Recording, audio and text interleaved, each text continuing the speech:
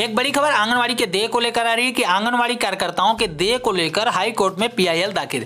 आपकी स्क्रीन पर दिख रहा होगा कि आंगनवाड़ी कार्यकर्ताओं के देय को लेकर हाई कोर्ट में पीआईएल दाखिल। तो आपको पहले यह बता दें कि देय क्या चीज होती है।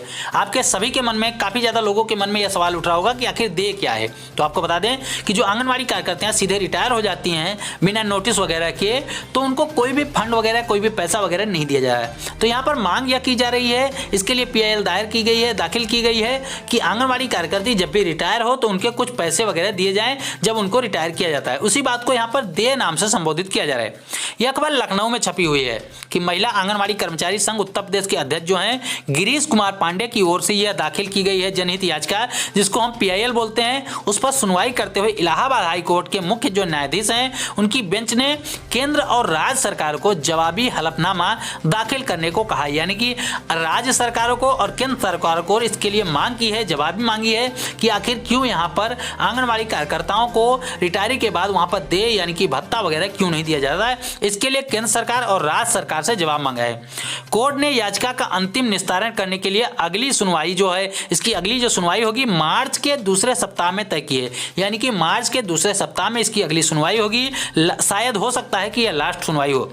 याचिका में कहा गया है कि प्रदेश में जो कार्यरत आंगनवाड़ी कार्यकर्ताओं का अभी तक कोई भी नियमित काडर यानी कि नहीं बनाया गया है, कोई भी पैसा वगैरह भत्ता वगैरह नहीं बनाया गया है। उनके वेतन के स्तर पर मानदेय दिया जाता है, ये सबको पता है।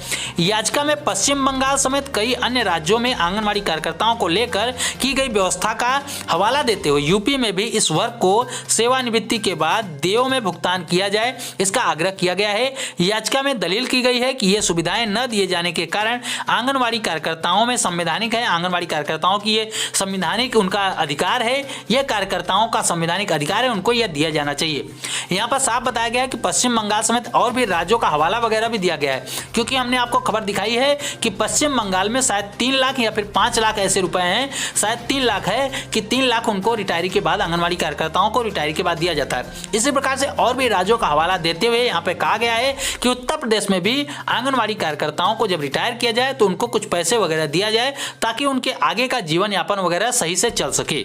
तो इलाहाबाद हाई कोर्ट ने मार्च महीने यानी कि आने वाला जो फरवरी महीना है उसके बाद मार्च महीने में दूसरे सप्ताह में इसकी डेट वगैरह दी है। यानी कि इसकी जो अंतिम सुनवाई होगी, इसके फैसले की जो सुनवाई होगी वो मार्च महीने के दूसरे सप्ताह में होगी। उसमें देखने को यह भी मिल सकता है कि हमारी आंगनवाड़ी बहनों के हक में फैसला आ जाए और रिटायरी के बाद जो हमारी आंगनवाड़ी बहनें 62 वर्ष में उनको रिटायर कर दिया जा रहा है तो उनको रिटायरी के बाद कुछ फंड वगैरह दिया जाए।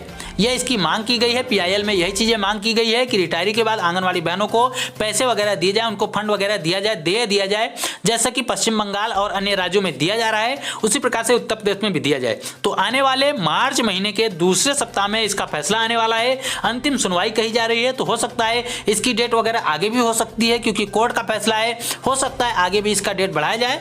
लेकिन अभी फिलहाल के लिए यही कहा जा रहा है कि मार्च महीने के दूसरे सप्ताह में इसकी अंतिम सुनवाई होगी, अंतिम निस्तारण होगा, उसके बाद ही फैसला आ पाएगा। तो जैसे ही मार्च महीने में इसकी सुनवाई होती है, इसके बारे में कोई और सूचना आती है और कोई फैसला आता है तो हम आपको सबसे पहले देने का प्रयास करेंगे।